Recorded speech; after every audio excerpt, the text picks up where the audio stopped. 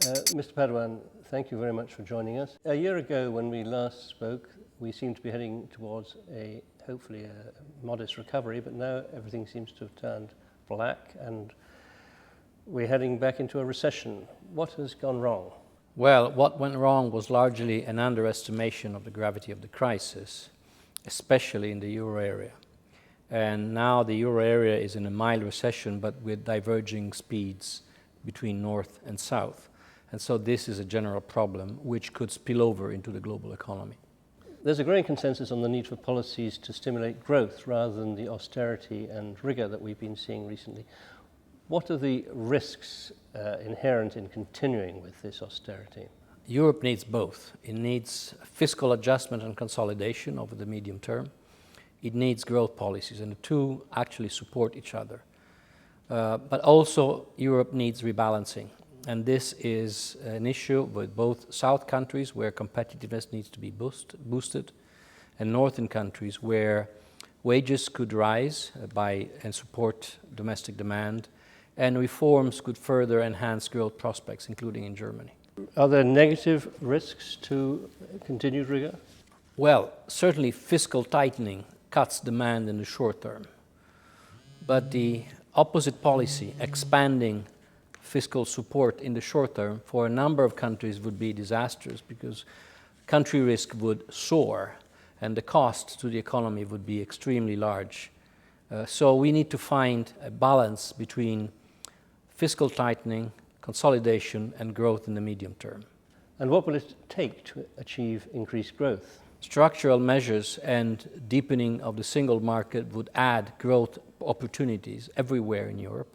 But then other measures such as investing in infrastructure through an enhanced role of the European Investment Bank, better use of structural funds at the European level, and gradual introduction of jointly guaranteed bonds, including Eurobonds, would launch growth in a stronger path in Europe in the longer term.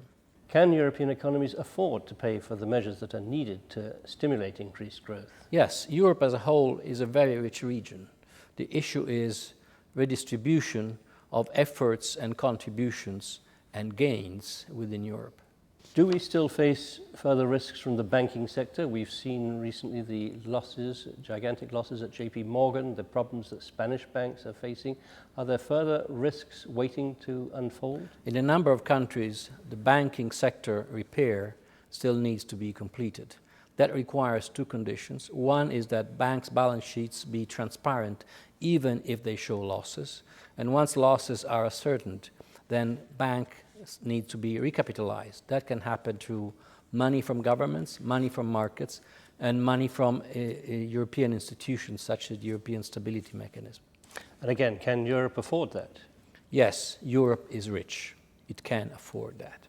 What about China? We're seeing there that inflation seems to be picking up and growth is weakening. There's been a cut in key interest rate. What's happening in China? What's happening in China is actually welcome because we see a growing role of domestic demand and consumption, which has already produced a narrowing of the current account surplus and a redistribution of demand towards domestic sources, which is good for China, good for the Chinese consumers, but also good for the global economy because it addresses one of the issues, global imbalances, which has been very much at the center of the policy debate. What about the United States? How big a problem is the US budget deficit? And how can it be redressed? The so-called US fiscal cliff, that is to say the possibility of a very tight fiscal restraint at the beginning of 2013 is the second most relevant risk to the global economy.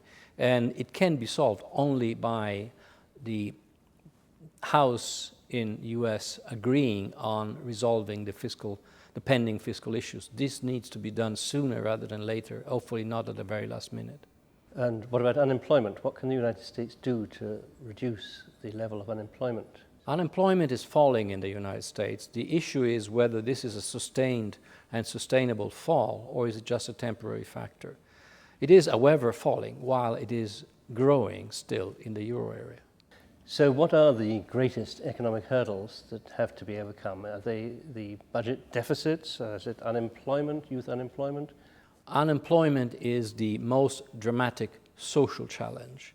The most relevant financial and economic problem is solving the euro area crisis, which is not only about solving the emergency and addressing the emergency, but it is also about building a really sustainable monetary union for the long term. And what is needed to do that? A number of institutions which are still lacking, including in the banking sector, a common banking supervision, and much more progress towards fiscal integration.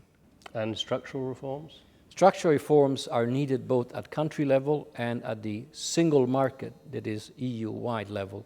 Much could be gained in terms of potential growth, which remains very low in Europe and needs to be boosted. And against that very dismal background, are there any bright spots? The bright spots is that reforms are underway, have been started already, and we might be seeing results sooner than we expect. This would boost employment, growth, and confidence. And how likely are we to see these results? Well, we're hopeful. Thank you very much indeed, Mr. Padoan. Thank you.